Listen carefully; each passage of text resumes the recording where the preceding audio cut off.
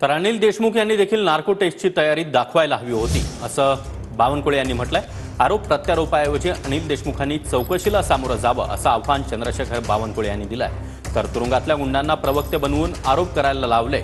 फडणवीसांनी या प्रकारचं राजकारण थांबवावं, लोकसभेला कान शेकले अशा शब्दांमध्ये संजय राऊत यांनी देवेंद्र फडणवीसांवर टीका केली आहे।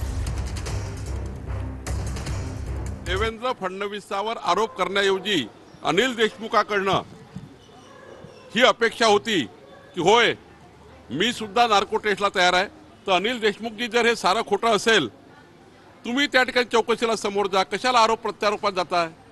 आरोप प्रत्यारोपामध्ये महाराष्ट्राची जनता ही माफ करत नाही। महाराष्ट्र सरकार आहे, केंद्राचं सरकार आहे, तुम्ही ज्या डिपार्टमेंटची मागाल त्या डिपार्टमेंटची चौकशी बघा आणि मग यातनं आपण मुक्त व्हा। आरोप प्रत्यारोपातनं आपल्यावरचा जो आरोप आहे तो जाणार नाही। सार्वजनिक जीवनामध्ये आपल्याला परीक्षा द्याव्या लागतात, ते दिल्या पाहिजे। या भारतीय जनता पक्षाला काही काम नाही, हे आता तुरुंगातल्या गुंडांना त्यांचे प्रवक्ते बनवून आमच्यावरती आरोप करायला लावतात। जनता शाणी आहे महाराष्ट्राची, त्यांना माहिती आहे काय चाललंय ते।